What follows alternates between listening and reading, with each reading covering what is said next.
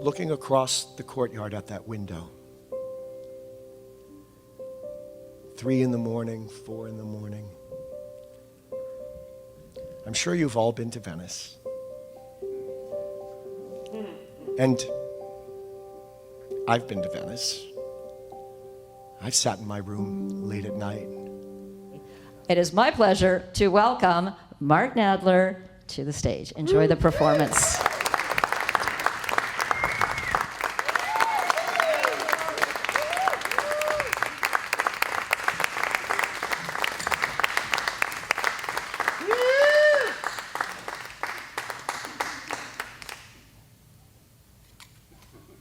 Does everybody have a drink? You're gonna need it.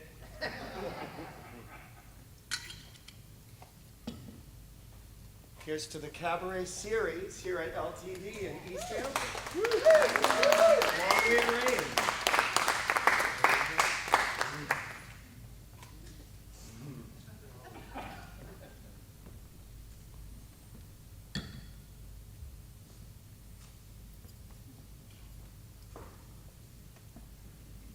We're all alone.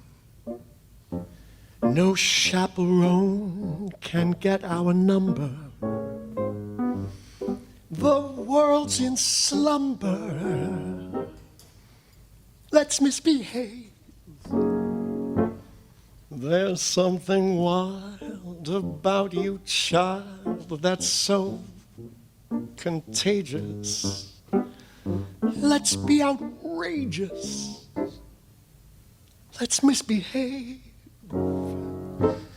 When Adam won Eve's hand, he wouldn't stand no teasing. He didn't care about those apples out of season. They say that spring means just one thing to little lovebirds. We're not above birds, birds. Do it, bees, do it. Even educated fleas, do it. Let's do it, let's fall in love. In Spain, the best upper sets, do it. Lithuanians and let's do it, let's do it, let's fall in love. The Dutch in old Amsterdam, do it. Not to mention the Finns. Folks in Siam, do it. Think of Siamese twins. Some Argentines without means, do it. People say in Boston, even beans, do it. Let's do it, let's fall in love. Romantic sponges, they say, do it. Oysters down in Oyster Bay, do it. Let's do it, let's fall in love. Canaries caged in the house, do it.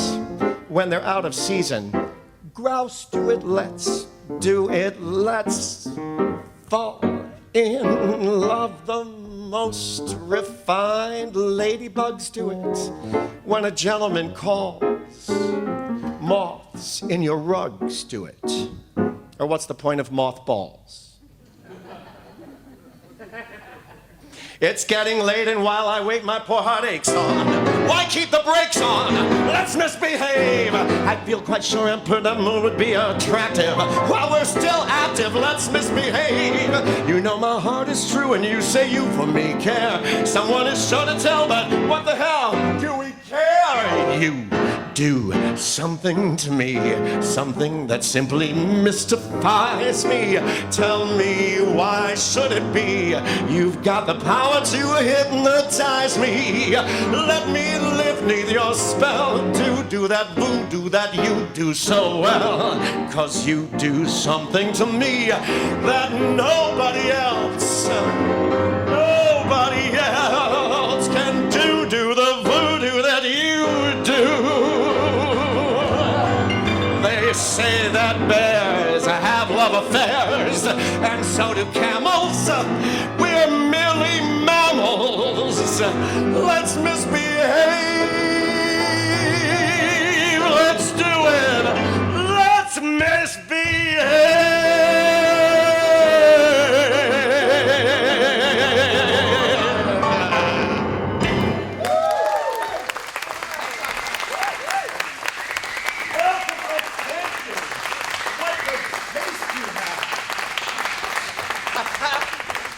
Now, in case you don't know what show you walked into tonight, every song that I'm going to sing for you tonight has words and music by Cole Porter. Every note, every lyric is by this man, Cole Porter. These songs were written 60 years ago, 70 years ago, 80 years ago. Some of them are 90 years old. Some of them are 100 years old. Some of these songs are almost as old as some of you. And I ask myself, why do we keep gravitating to Cole Porter? Why do we keep, and it's not just us. I perform all over the world, and no matter where I go in the world, everyone knows Cole Porter. It's very interesting. They don't always know Irving Berlin. They don't always know Richard Rodgers. They always know Cole Porter. Why? What is it about Porter's songs that keep us going back to them? Who knows? It's interesting to me that people will often go to a Cole Porter song when they want a romantic mood. It's interesting to me that men go to Cole Porter for advice on how to pick up women. It's interesting. But they do. And he had advice. He gave very sound advice. I mean, the girls today in society go for classical poetry. So to win their hearts, you must quote with ease Aeschylus and Euripides. You must know Homer, and believe me, bro, Sophocles, also Sappho, ho. Oh, I didn't mean to look at you when I said ho, I'm sorry. Unless you know Shelley and Keats and Pope, dainty Debbies will call you a dope. But the poet of them all, who will start them simply raving, is the poet people call the Bard of Stratford-on-Avon. Brush up your Shakespeare. Start quoting him now. Brush up your Shakespeare, and the women you will wow. Just declaim a few lines from Othello, and they'll think you're a hell of a fella. If you're blonde, won't respond when you flatter her. Tell her what Tony told Cleopatra. If she fights, when her clothes you are mussing. What are clothes? Much ado about nothing. Brush up your Shakespeare, and they'll all kowtow. Brush up your Shakespeare. Start quoting him now. Brush up your Shakespeare, and the women you will wow. With the wife of a British ambassador, try a crack out of Troilus and Cressida. If she says she won't buy it or take it, make her take it once more as you like it. If she says your behavior is heinous, kick her right in the Coriolanus. Brush up your Shakespeare, and they'll all kowtow. Brush up your Shakespeare. Start quoting him now. Brush up your Shakespeare, and the women you will wow. Better mention the Merchant of Venice, if her sweet pound of flesh you would menace. proclaim an occasional sonnet, and your lap will have honey upon it. And if still to be shot she pretends well, just remember that all's well that ends well. Brush up your Shakespeare, and they'll all kowtow and how, and they'll all kowtow. I trow, and they'll all kowtow. That's it.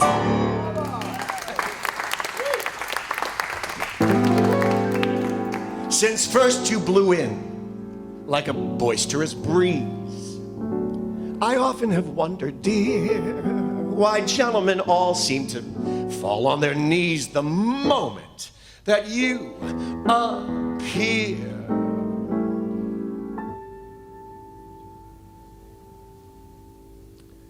You've got that thing. You've got that thing, that thing. This is one of the great wits of the American 20th century.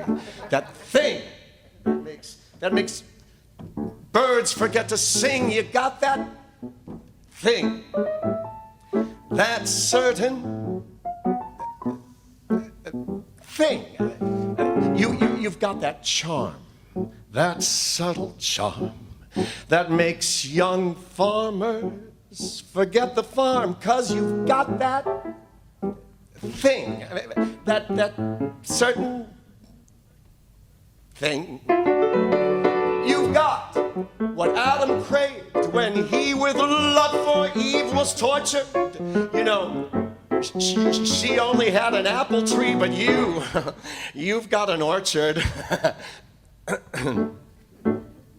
You've got those ways, those taking ways that make me rush off to Cartier's for a wedding ring. You've got that. Well, that thing. That thing. You've got that thing, Lord Danforth. Yes, you have. That thing that makes vines prefer to cling. I mean, you've got that thing. That certain thing. Now, you've got those looks. Yes, you have. Those fatal looks. Those looks that make book censors enjoy their books. You know what I'm saying? I mean, you've got that thing. That certain thing. They tell us, Trojan, no, that's the third verse. Just what made Samson be for years Delilah's a lord and keeper. You know, she only had a pair of shears, but you've got a reaper.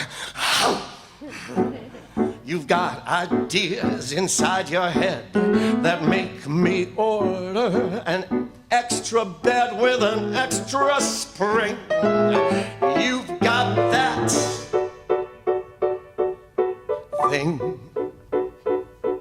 After playing the local sirens who resided in my environs, I decided to learn the art of Cupid's trickery. So at once I started cruising, found the muses so amusing that I even got a kick out of terpsichore. After her I met Calypso, who was definitely a dipso. Then I fled to fat Brunhilde, she was German. After snitching Eve from Adam, I attended Call Me Madam, and shortly began to Nethel Ethel Merman. I enjoyed the silken body of the chic Scheherazade, and I raised a bit of hell with Penelope. After quieting all my urges for several Vestal virgins, I put on a strip for Gypsy Rosalie.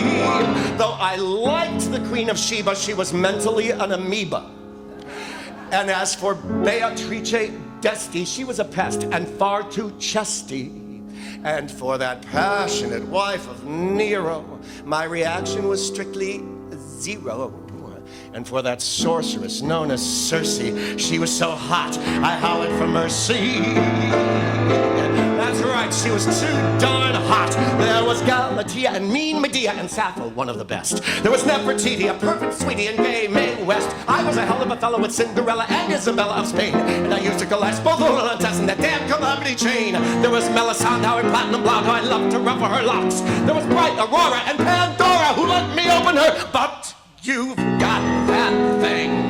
You've got that thing, that thing that makes bees refuse to sting. You've got that thing. Oh, you've got that kiss that warms, that makes reformers reforms, 'cause you got that thing, that certain thing. They tell us Trojan Helen's lips made every man her slavey.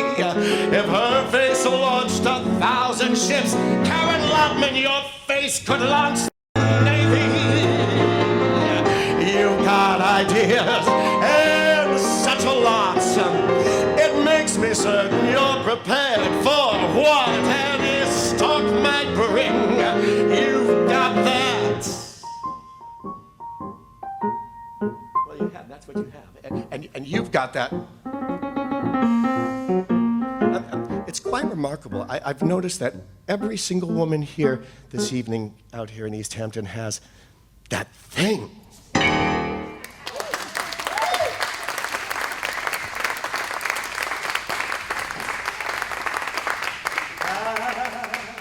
Words poetic and so pathetic that I always have found it best.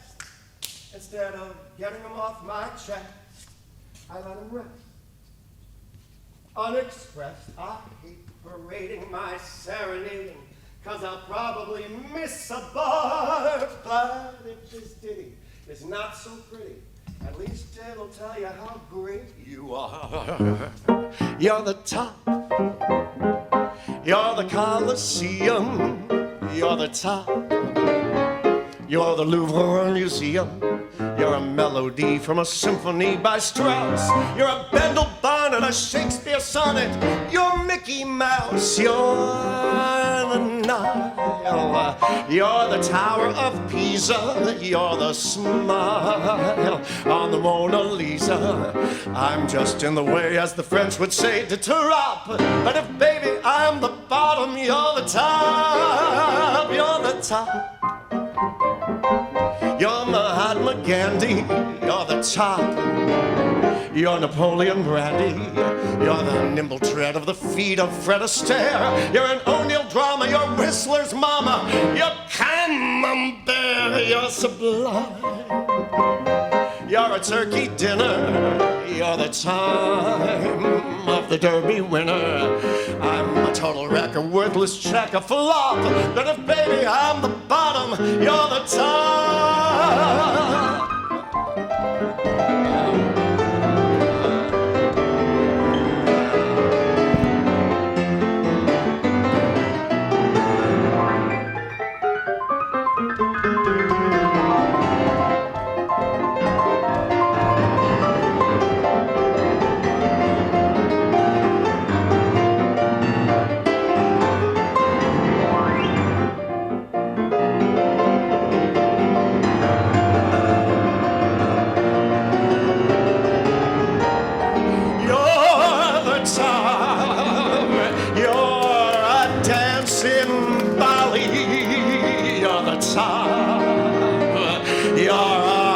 Tamale, you're an angel, you simply too divine. You're a Botticelli, you're Keats, you're Shelley, you're Ovaltine. You're the rose, you're Inferno's Dante. You're the nose on the great Durante. I'm a frightened frog who can find no log to hop. I'm a nominee for the GOP or GOP. I'm a toy balloon that's faded soon to pop. But if, baby, I'm the bottom, you're the top.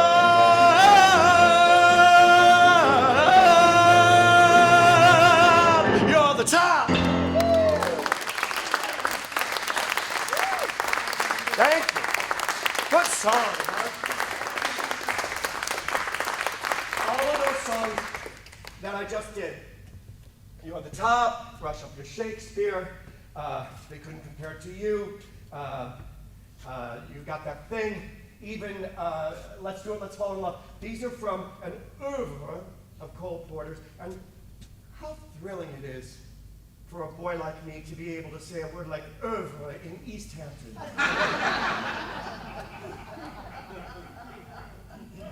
While wearing a smoking jacket and drinking martini. So a big part of Cole Porter's oeuvre, thank you, merci, is these things called list songs. He was very famous for his list songs. And the lists go on and on and on and on. You Are the Top has 7 verses, not including the dirty verse. 7 verses. I know you want the dirty verse, don't you? Yeah.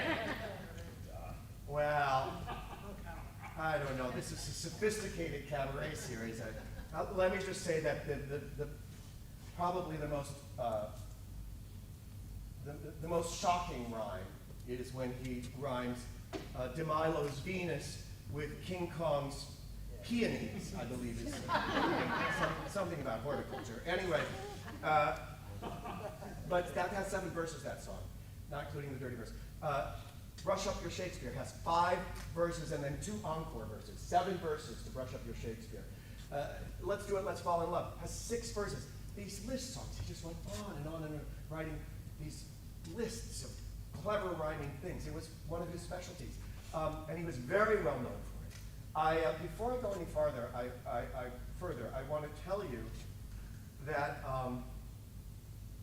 one of the reasons I'm drawn to Cole Porter is because Porter and I have some things in common. I know you look at me and you say to yourself, my goodness, he's sophisticated. That's a cosmopolitan, but that's a metropolitan boy right there. I know you say that. I hear you saying that to yourself. Well, the truth is, I was not born anywhere near a big city. I was not raised in a big city. I am originally from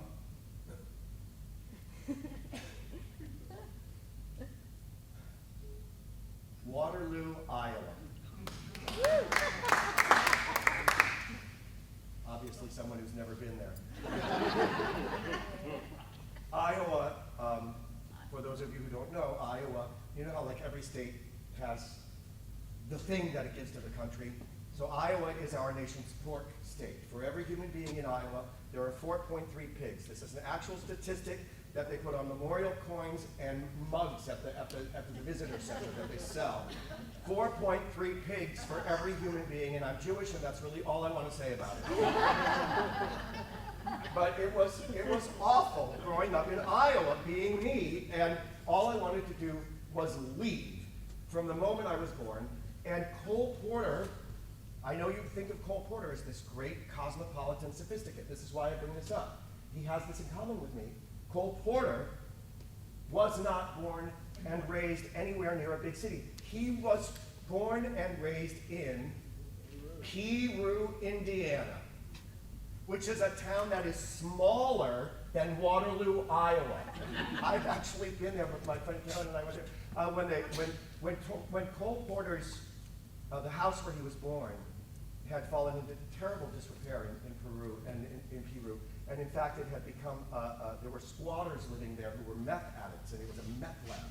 And so the town of Peru decided, this is the house where Cole Porter was born, get rid of the squatters, get rid of the meth, put that in another place, and clean it up, and they landmarked it. So when they landmarked it, they brought me there to do this show, as a matter of fact, to Peru, Indiana. So I've been there. Anyway, the point is that both Cole Porter and I come from small towns and grew up to become people that we imagined ourselves being, rather than people we were born to be. Do you know what I'm saying? Do you understand? So I have that in common with Porter. Now, Porter, this I don't have in common with Porter. I mean, first of all, I am not a songwriter, and if I were, I'm not one of the great songwriters who ever lived. So I don't have that in common with him. But Porter, the other thing I really don't have in common with him is he was born to great wealth. His mother, Katie Cole, was the daughter of J.O. Cole, who was the wealthiest man in Piru, Indiana, which may not sound like much, but this guy was loaded, and the way he made his money is very smart. During the gold rush, he went to California, and instead of panning for gold, he sold toiletries to the men who were panning for gold, and he made a fortune selling dry goods. And then he came back to Piru, and he opened a dry goods store, and he had this daughter, Katie Cole. Katie Cole married this man, Dr. Porter, and they had Cole Porter, her only son. She doted on him. You know, Cole Porter had that kind of love from his mother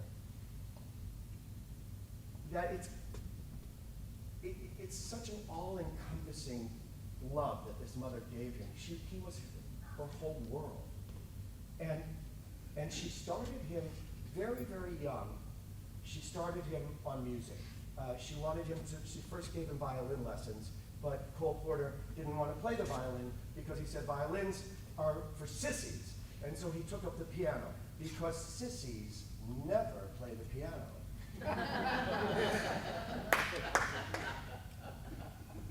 So he took up the piano, and he became very good at it, obviously. And he started pretty young, just writing little songs. And what he would do is he would put the names of people he knew into his songs to endear himself to people. So when he went away to college, he went to Yale, and he went to Yale, and while he was there, this is how rich he was. While Cole Porter was at Yale, he had not only a piano installed in his dorm room, but a fireplace. He had a fireplace installed in his dorm room to go with his grand piano in his dorm room. Are you following this? So he wasn't exactly popular among the kids. They were like, what's this? So he started writing songs, putting the guys' names into the songs. He became very popular, became their mascot. He wrote the football theme song that they still sing to this day, and became like the most popular kid on campus. Then he went to France, but I get ahead of myself. What I want to tell you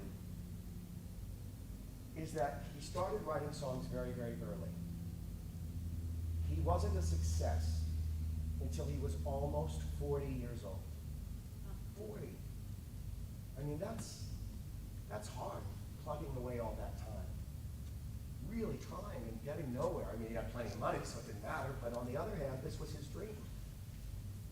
And his first hit was Let's Do It, Let's Fall in Love, a Liszt song. And the next show that he wrote has a song in it that is unlike any song that I know by any other composer. And it's the title song from the show following the show for which he wrote Let's Do It, Let's Fall in Love. It's a show that has the song, What Is This Thing Called Love? But that's not the title song. The title song, to me, is almost like the answer to the question. The question, when people, you know how it is, well maybe you don't, but when you haven't made it, and people come up to you and you say, you're plugging away for so long, how can you keep going? How can you, why do you keep doing this? I think that this song is his answer to that question. This is the title song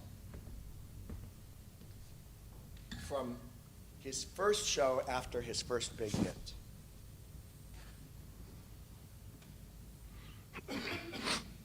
When you grumble and sigh, and you ask yourself why you've the weight of the world on your mind, did you ever reflect? It's because you neglect the dreams that you've left behind. They were gay, they were mad, those dreams you had, and you welcomed them all with open arms. But in giving your life to the world and his wife, you have fallen asleep to their charms. wake up and dream. It's so easy to dream. Things are really not what they seem. Wake up and dream. Open your eyes, take a look at the skies, where the stars so romantically gleam. Wake up and dream. Every moment you're bored is a sort of hara-kiri in you. If you wake up, you'll find you've the mind of Master Barry in you. Listen, young man, you were once Peter Pan, and you've simply forgotten your theme.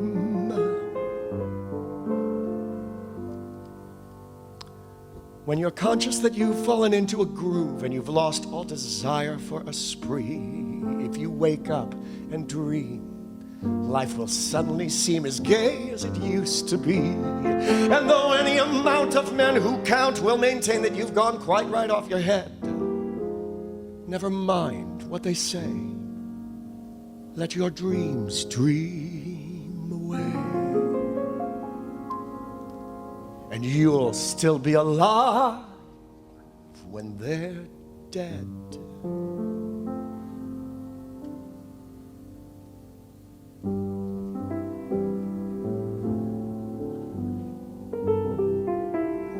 It's so easy to dream.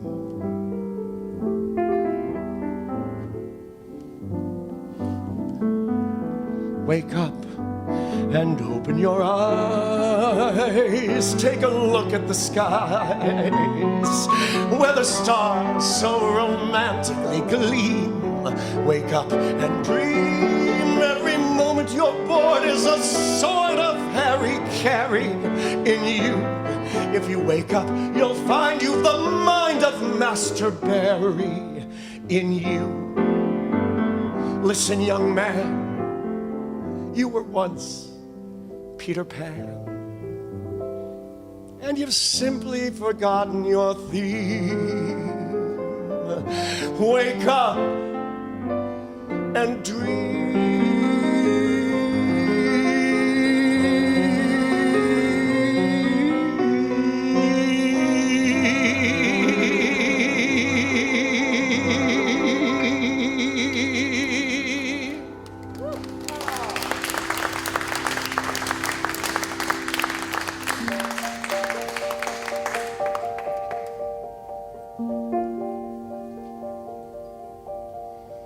Every time I look down on this timeless town, whether blue or though gray be her skies, whether loud be her cheers or whether soft be her tears, more and more do I realize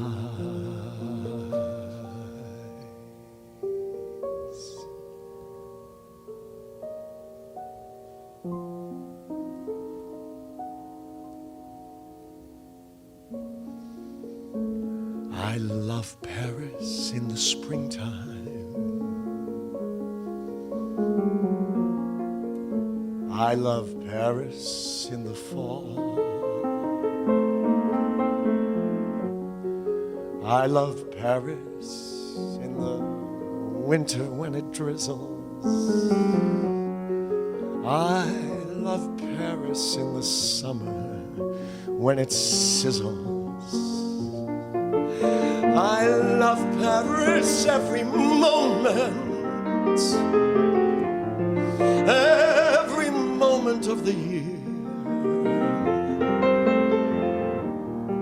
I love Paris. Why, oh why do I love Paris?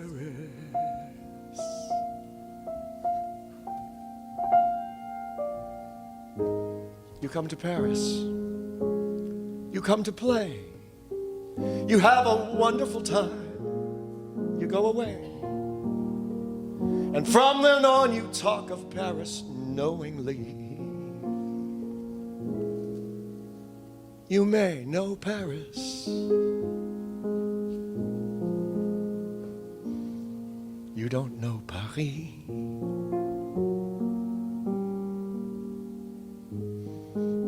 Though you've been around a lot and laughed a lot and danced a lot,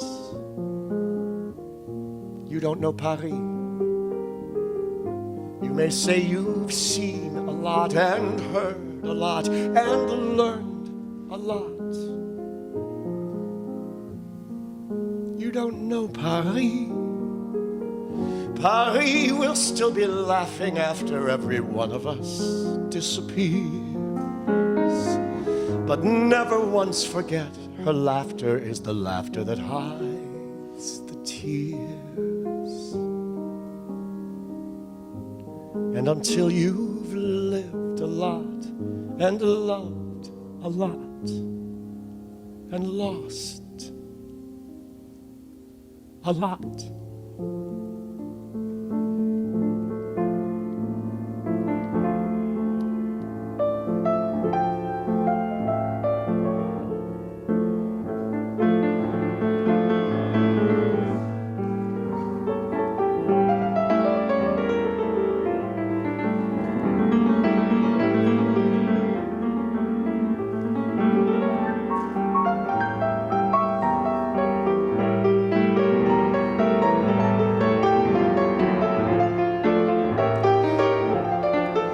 après toi, où viraient tous mes ciels bleus?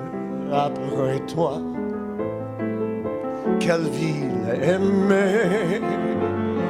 Après toi, pas besoin même de chercher une ville qui ne soit pas jour. Après toi, où prends mes mains et j'ouvre tes pavés, je vais fouler.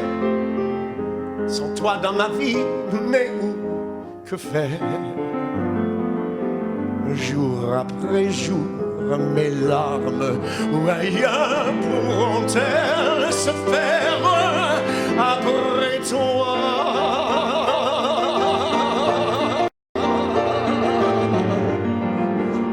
You don't know Paris. After you, why should I take the time to try? For who else could qualify after you? Ooh, Paris will still be laughing after every one of us disappears. But never once forget, her laughter is the laughter that hides the tears. I could search years, but who else could change my tears into laughter after you? I love Paris every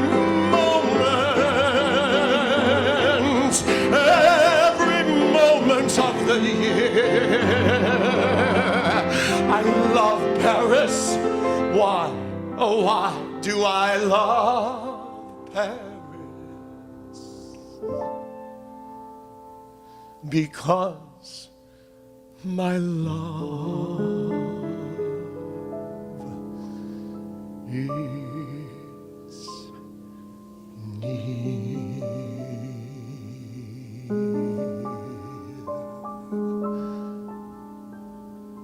Voulez-vous voir Paris?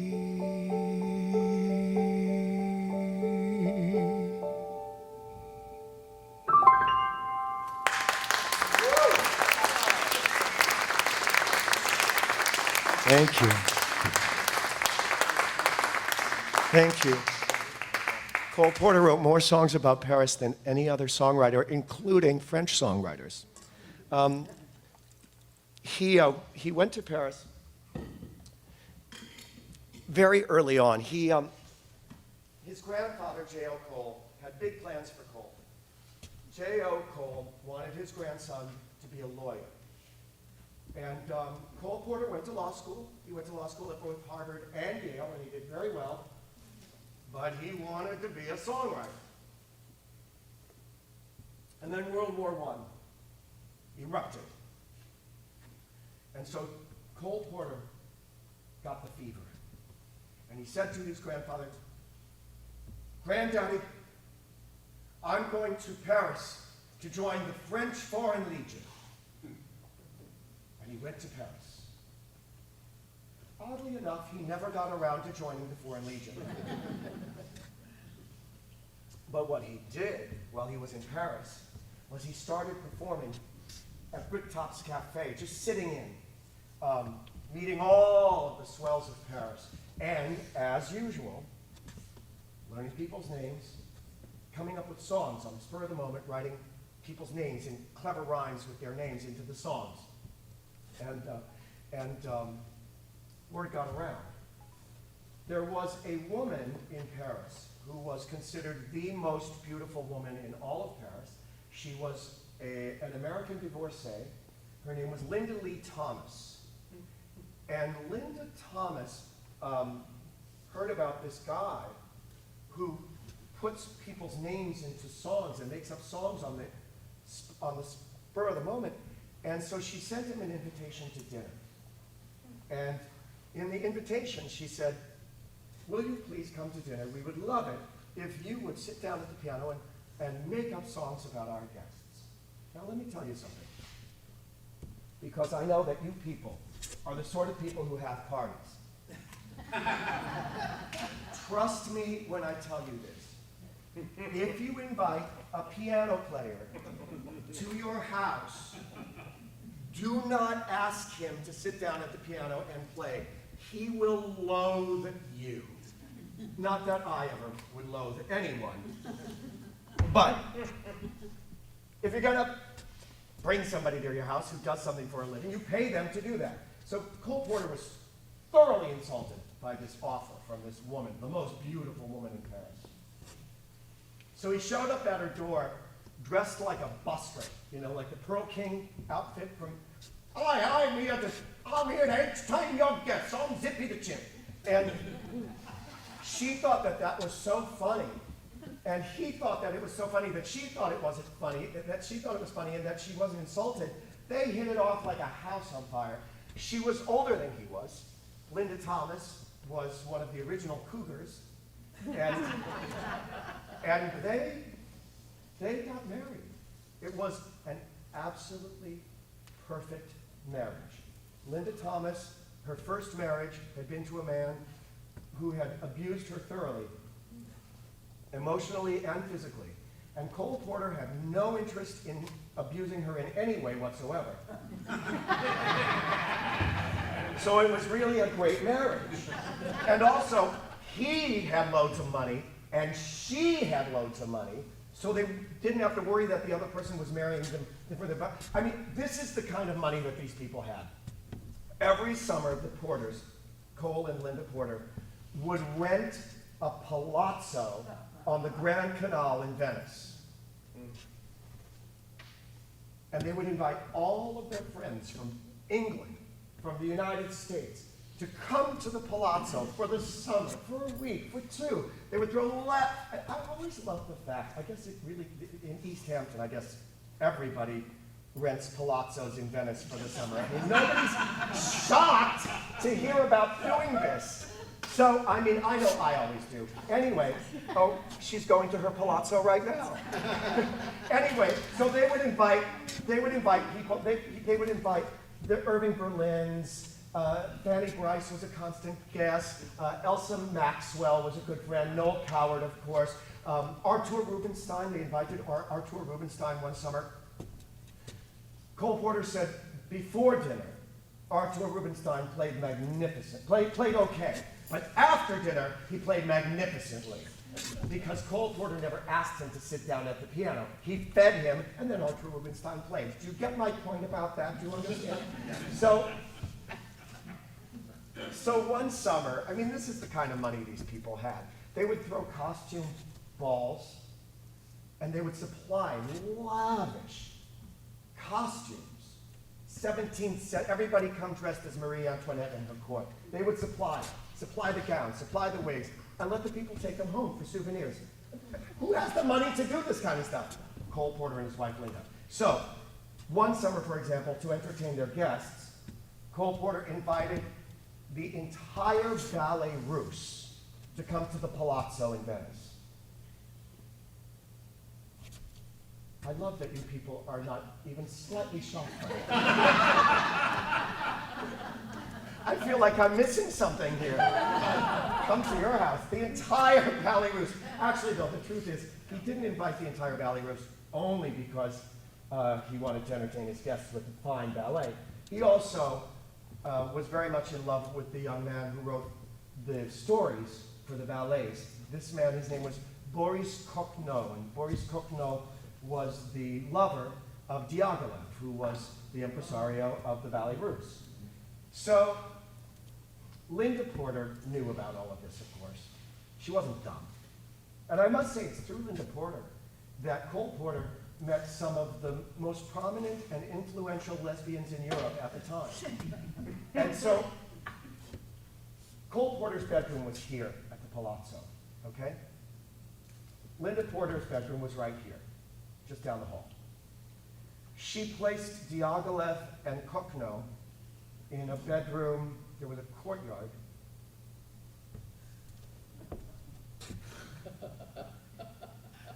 Here.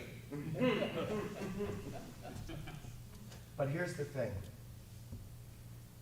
I've read letters that Cole Porter wrote to Boris Kokno. They are so heart-wrenching. You can barely stand to read them. This man who was such a sophisticate just wore his heart on his sleeve when he was in love. He was an open wound. And he would sit. Cole Porter did most of his writing at night, after everybody went to bed. That's when the muse would court him. And that's when he would court the muse, either way. It was after dark. It was at night. Late at night, 2, 3, 4, 5 in the morning. And he would sit there, 3 in the morning, looking out his window, across that courtyard at that window, where his true love was sleeping. And he would write these letters. And he also would write songs. And I'll tell you something, I'm going to start going into the love songs of Cole Porter. This is my opinion. I think what differentiates the love songs of Cole Porter from other love songs is that every single one of them has an undercurrent, a thread of unrequited hot passion. I hear it in every. I'm going to do a medley now for you of some of his love songs, and you'll hear this. You'll hear this. I know you will. And when I do this first one, I always think of Porter sitting there in that second floor bedroom of his, looking across the courtyard at that window. 3 in the morning, 4 in the morning. I'm sure you've all been to Venice. And I've been to Venice. I've sat in my room late at night. There's a quiet in Venice that's unlike anywhere else, because in the dead of night, you're constantly aware of the gentle lapping of the canal against your building. I imagine Cole Porter experiencing that as he gazed from his window.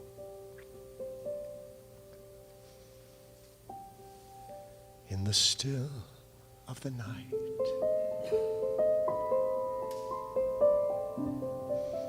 as I gaze from my window at the moon in its flight, my thoughts all stray to you.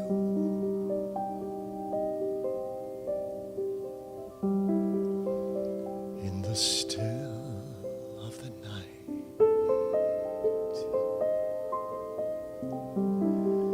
while the world is in slumber,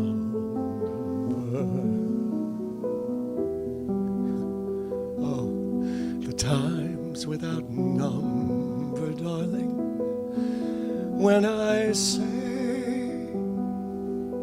to you,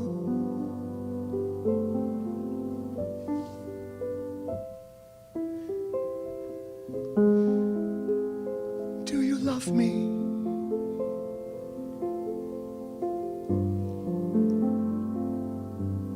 As I love you.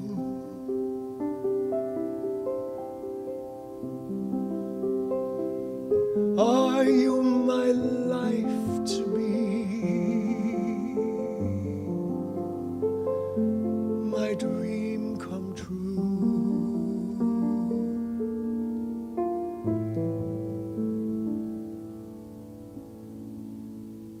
Or will this dream of mine fade out of sight like the moon growing dim on the rim of the hill in the chill still of the night.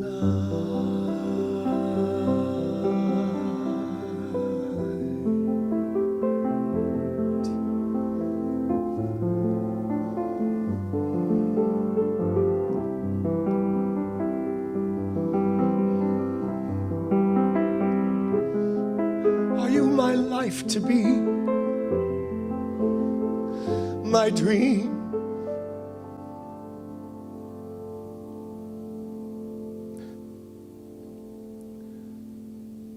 What is this thing called love? This funny thing called love. Just who can solve its mystery?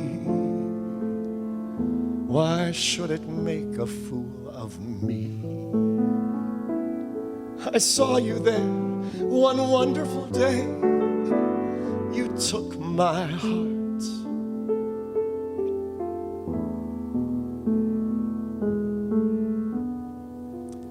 You'd be so easy to love, so easy to idolize all others above, so worth the yearning for, so nice to keep every home fire burning for. We'd be so grand at the game, so carefree together, that it does seem a shame that you can't see your future with me, 'cause you'd be so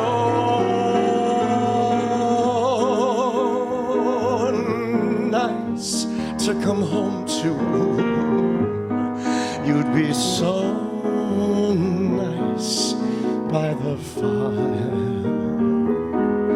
while a breeze on high sing a lullaby. You'd be all that I could desire,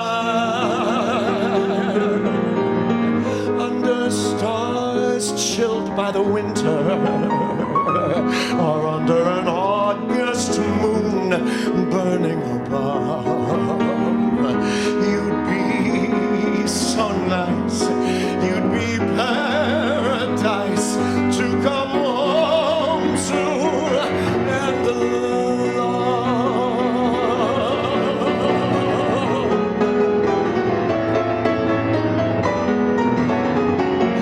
It does seem a shame that you can't see your future with me. What is this thing? What is this thing? I saw you there one wonderful day. You took my heart and you threw it away. And now I ask the gods in heaven above. What is this thing called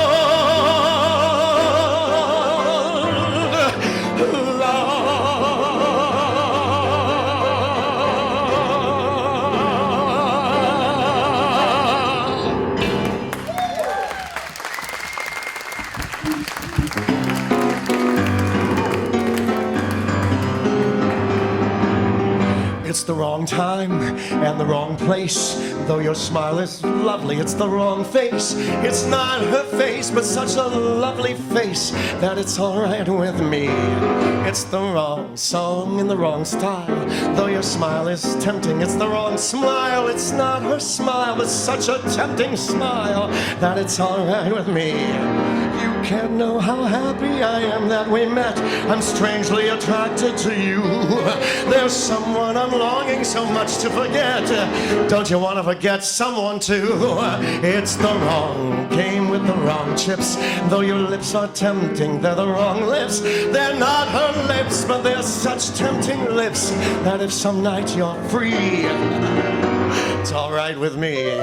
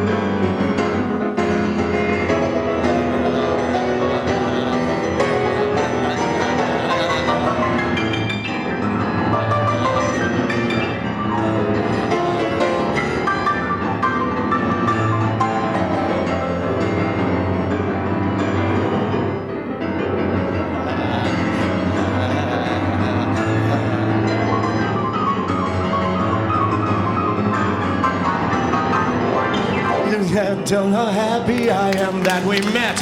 I'm strangely attracted to you. There's someone I'm trying so hard to forget. Don't you want to forget someone too? It's the wrong game with the wrong chips. Though your lips are tempting, they're the wrong lips. They're not her lips, but they're such tempting lips that if some night you're free, well, it's all right. It's all right. It's all right. It's all right.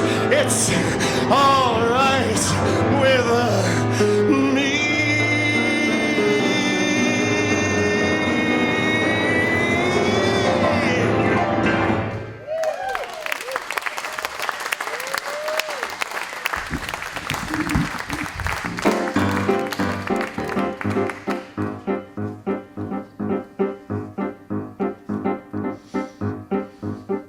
Like the drip, drip, drop of the raindrop when the summer shadows fall. Like the tick, tick, tock of the stately clock as it stands against the wall. Like the tick, tick, tock of the raindrop when a summer shower is through. There she goes again, muttered voice within me keeps repeating, you. See, no matter how much I want her, she leaves. That's a Cole Porter song for you. Night and day, you are the one. Only you beneath the moon and under the sun. Whether near to me or far, it's no matter, darling, where you are. I think of you night and day, night and day. Why is it so that this longing for you follows wherever I go? In the roaring traffic's boom, in the quiet of my lonely room, I think of you night and day, day and night. Under the hide of me, there's an oh such a hungry yearning burning inside of me, and this torment won't be through till you let me spend my life making love to you day and night, night and day and night and day and night and day, deep in the high me. There's such a hungry yearning burning inside of me. And this torment will never be through till you let me spend my life making love to you day and night. Night and day and night and day and night and day and night and night and day and night and day and night and day and night and day.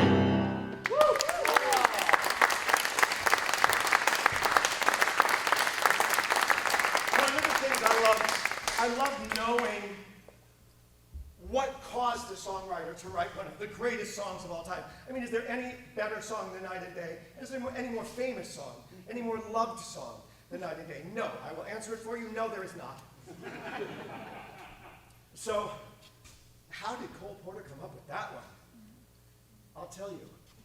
It happened right here on Long Island. He was visiting a woman, staying at her house, and he gets up in the morning, and she comes downstairs and she says, I can't stand it anymore. The drip, drip, drip of that faucet.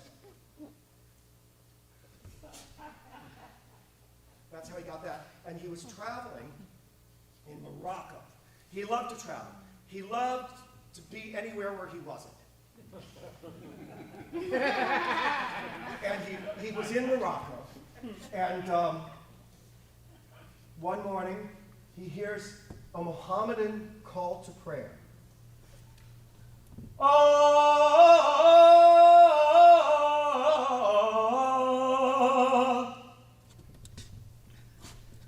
such a hungry yearning burning inside. This is where this song came from. In fact, another song that was inspired by his travels. He was working on a show. Moss Hart was writing the book, and the show was called Jubilee. It was 1935, and the song, big hit song from that show is never mind, because I'm not going to sing it anyway. But this is also a big hit from that show, and he decided that for inspiration he needed to get away from New York. So Moss Hart, who was writing the book and directing the show, his friend Monty Woolley, the actor and director Monty Woolley, and a guy named Herbert Field, who was a book writer. The four of them rented a yacht and sailed to the Fiji Islands, as you do when you're looking for inspiration to write a show. And he was on this yacht, and once again, it was 4 in the morning. The other guys had all gone down to their cabins, they were asleep. And Porter hears, standing on the deck, hears far off in the distance, on the beach, he hears this steel drum orchestra.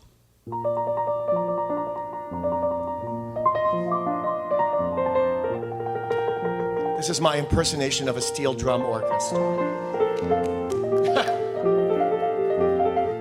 But they were playing this dance rhythm that he had never heard before.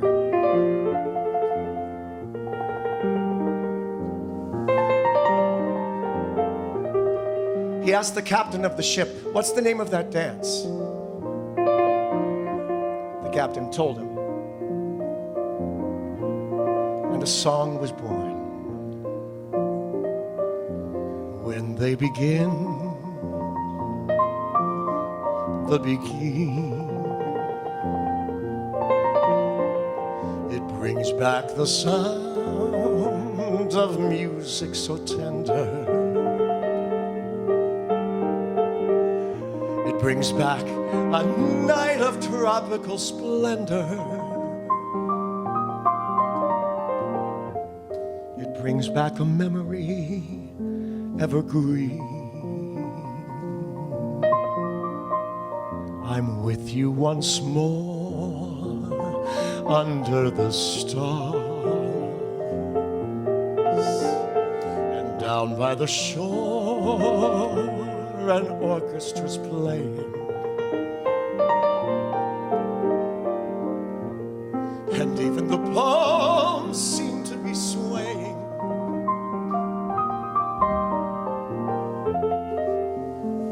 When they begin the beginning to live it again, is past all endeavor, except when that tune clutches my heart, and there we are, swearing to love forever, promising never, never to part. What moments divine, what rapture serene, till clouds came along to disperse the joys we had tasted. And now, when I hear people curse the chance that was wasted,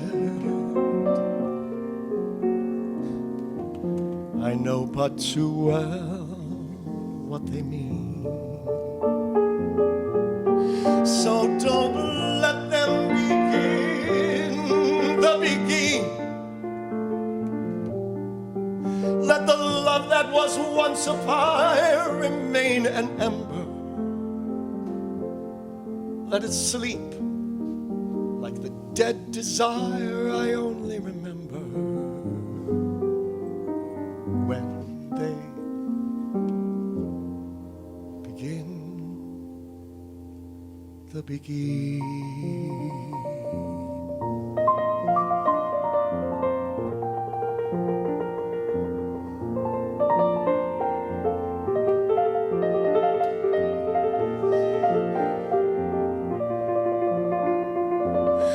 Oh yes, let them begin the begin. Make them play till the stars that were there before return above you, till you whisper to me once more, darling, I love you. And we suddenly know what heaven we're in when they begin the begin.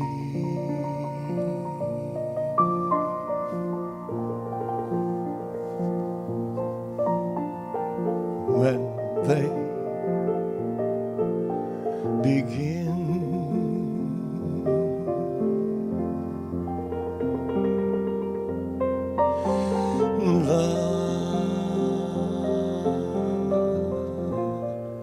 the begin.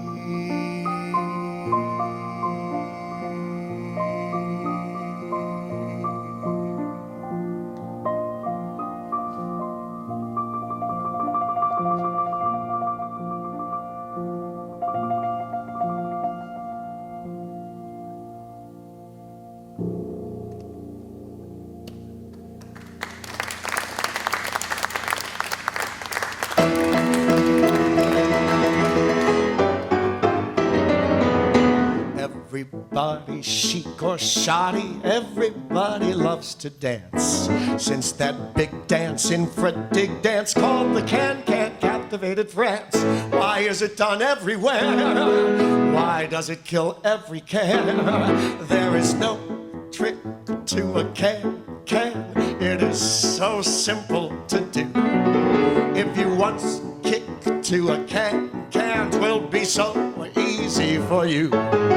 If a lass in Michigan can, if an ass in Astrakhan can, if a bass in the Saskatchewan can, maybe you can too. If a lady in Iran can, if a shady African can, if in can every tan courtesan can, maybe you can too.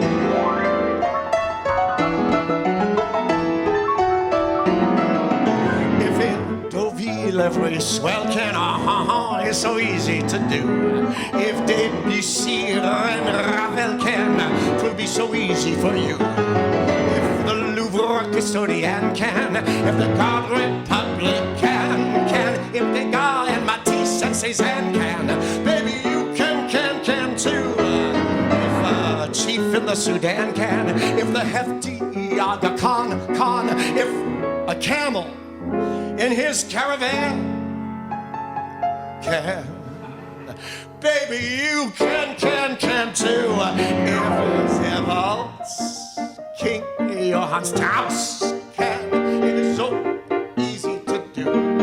If his Frau's Fledermaus can, 'twill be so simple for you.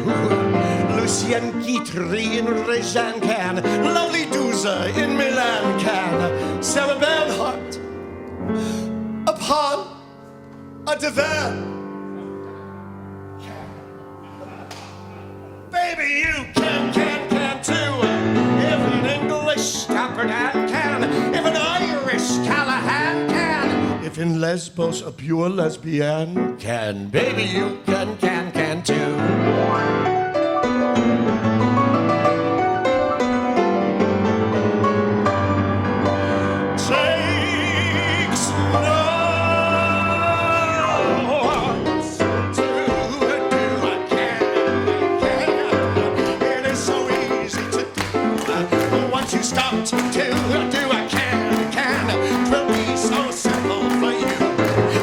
Dachshund in Berlin can, if a tomcat's in Peking can, if a crowded sardine in a tin can, baby, you can too. If a rhino with a crash can, if a hippo with a splash can, if an oak and an elm and a ash can, baby, you can.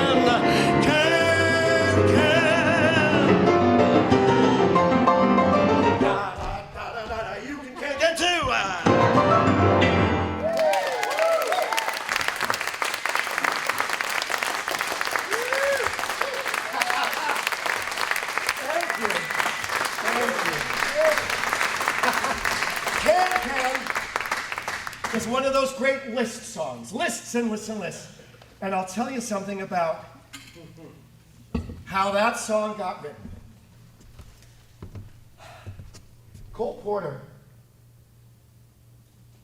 there were two pillars in his life that held him up. One was his wife, Linda. She's the one who made sure he got classical music training in Paris.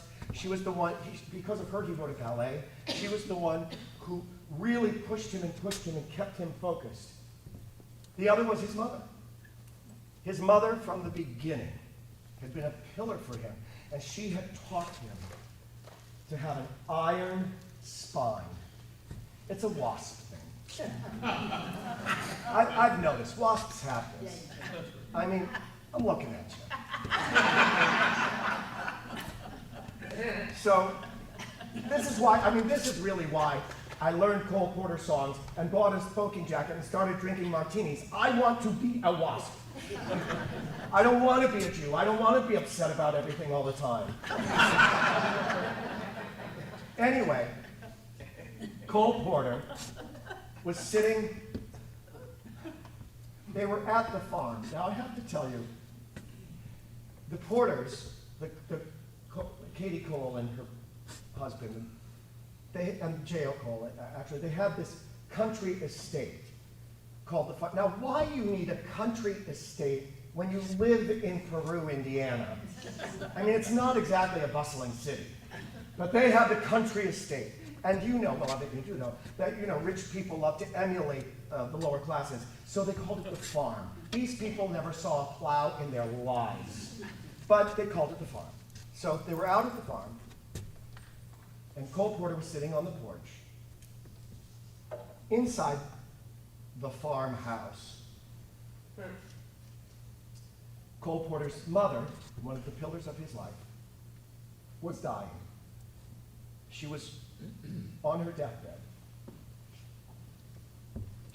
Cole Porter was not in the room with her. He was on the porch, writing the lyrics can, coming up with clever rhymes. If a ass in Astrakhan or bass in the Saskatchewan, coming up with these rhyming things. Now I'll tell you something. A Jew could never get away with this. If your mother is dying and you're not sitting right next to her bedside, she will come back from the grave and make your life miserable until you're dead. And my mother would do that as much as she loved me if I hadn't been at her side weeping when she died. I wasn't even in the same city, but I would have been I wouldn't have been on the porch writing a song. But when you're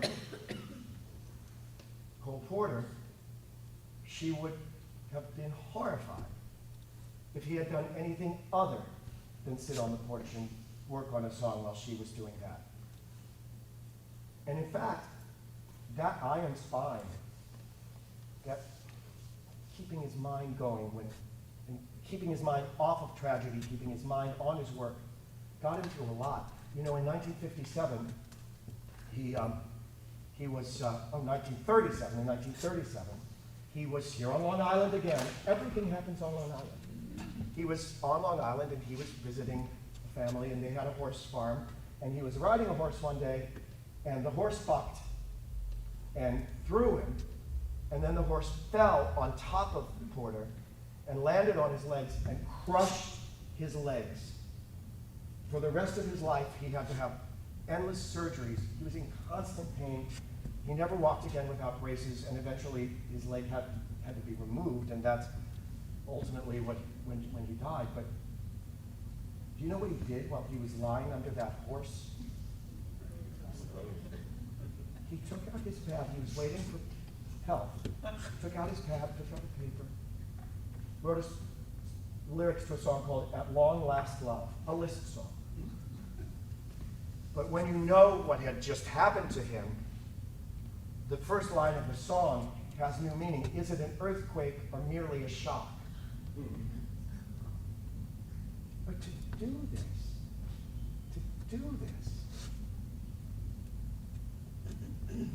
So here's my theory about Cole Porter. When you have a mother who loves you that much and gives you everything you could possibly want, no lover can ever compare with that.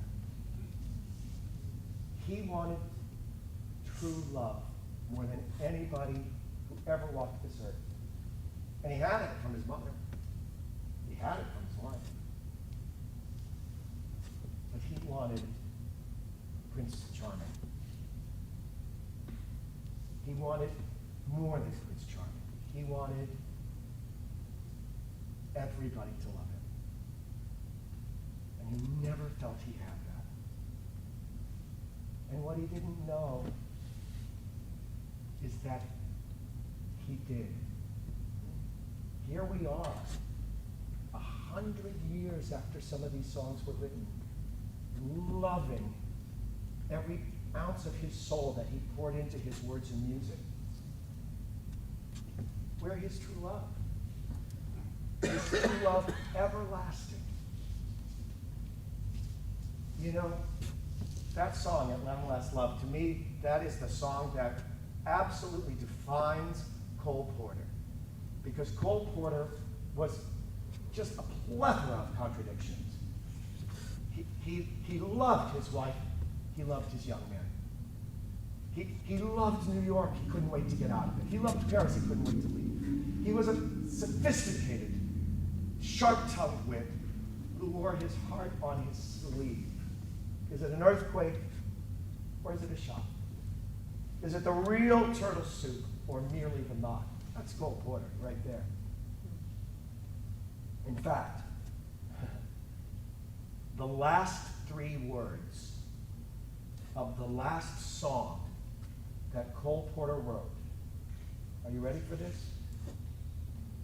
Mixed up me. The song is it's called Wouldn't It Be Fun? If only he lived to see how much we love him. Maybe he wouldn't have been so mixed up. But if he hadn't been so mixed up, we wouldn't have these great songs. Wouldn't it be fun not to be famous? Wouldn't it be fun not to be rich?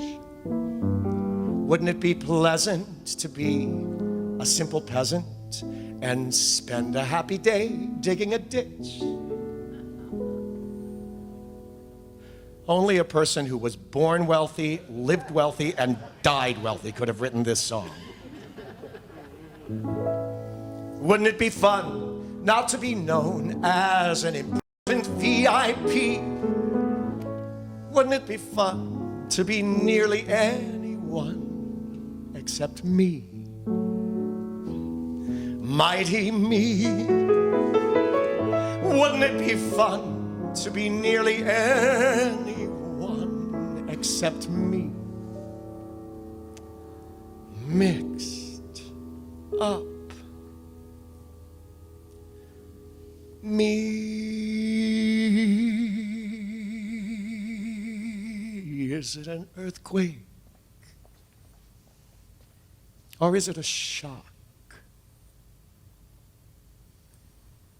Is it the real turtle soup or merely the mock? Is it a cocktail, this feeling of joy? Or is what I feel the real McCoy? Is it for all time or simply a lark? Will it be Granada I see or only Asbury Park? Is it a fancy not worth thinking of? Or is it at long last love? Is it a rainbow or just a mirage? Will this be tender and sweet or merely massage? What can account for these strange pitter-pats? Could this be the dream, the cream, the cat? Is it to rescue or is it to wreck? Will this be an ache in the heart or just a pain in the neck? Is it the ivy you touch with a glove? Or is it at long last love?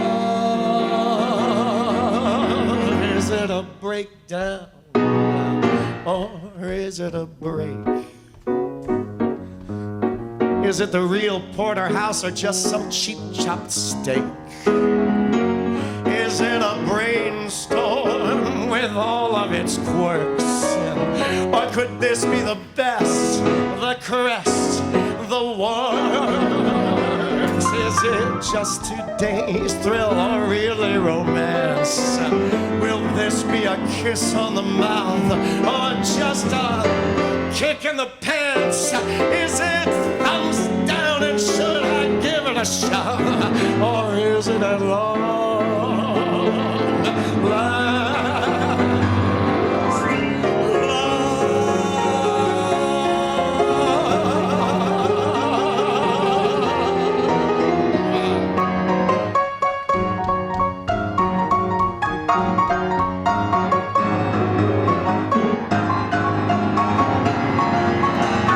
Have I the right hunch or have I the wrong?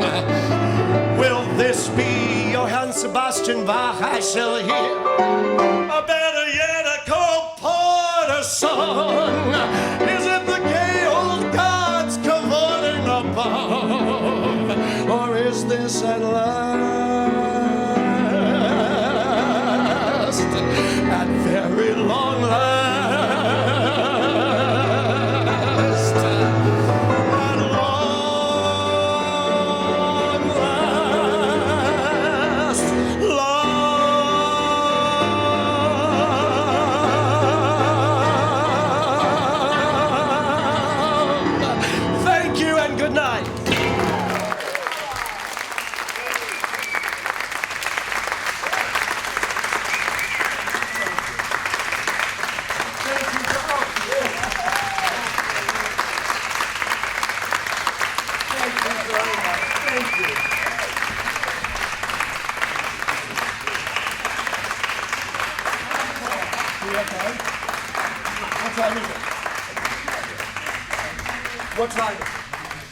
9:07?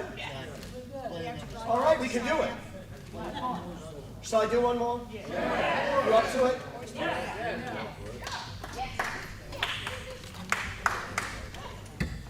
Before I do, will you please help me thank Hudson Woke, W-O-E-L-K, our lights and sound. Assisted by Hi Harcher Charles. Our lights and sound. Will you please help me thank Josh Gladstone and Donna Rubin for putting this together and inviting me to inaugurate it. And will you please help me thank this fabulous audience tonight. Thank you all for coming out. Thank you for coming up on a Tuesday night.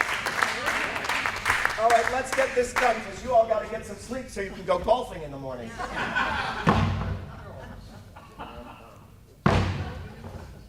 Get comfortable.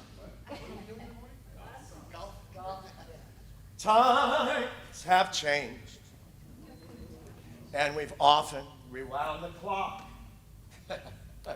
Since the Puritans got a shock when they landed on Plymouth Rock. If today any shock they should try to stem, instead of landing on Plymouth Rock, Plymouth Rock would land on them. In olden days, a glimpse of stocking was looked on as something shocking. Now heaven knows anything goes.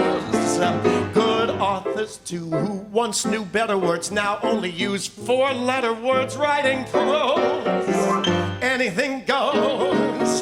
The world has gone mad today, and good's bad today, and black's white today, and day's night today. When most guys today, the women prize today, are just silly gigolos. And though I'm not a great romancer, I know that you're bound to answer when I propose. Anything goes. When mothers pack and leave poor father because they decide they'd rather be tennis pros. Anything goes. When Grandmama, who is ages 80 at nightclubs, is getting matey with gigolos. Anything goes. If climbing back stairs you like, if old bears you like, if old hymns you like, if bare limbs you like, if Mae West you like, or me undressed you like, why, nobody would oppose. And every night the set that's smart is intruding in nudist parties in studios. Anything goes.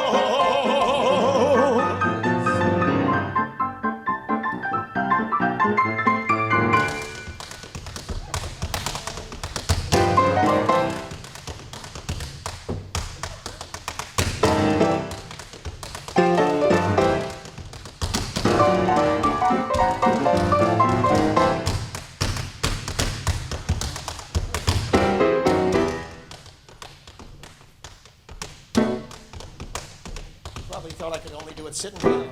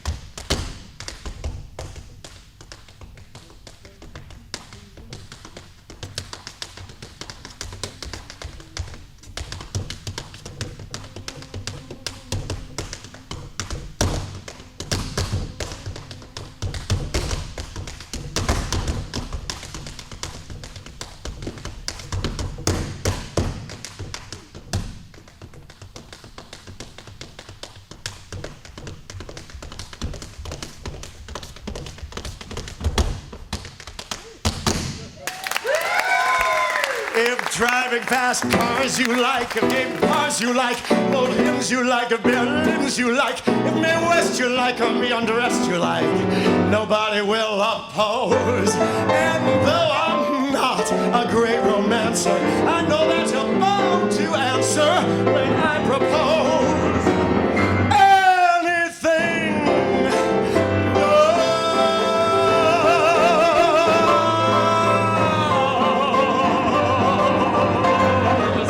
Good night.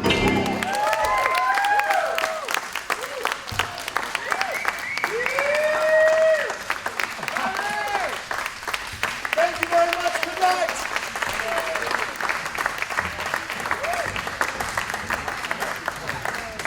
They say that spring means just one thing to little lovebirds.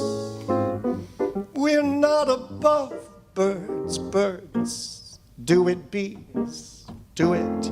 Even educated fleas, do it. Let's do it, let's fall in love. In Spain, the best upper sets do it. Lithuanians and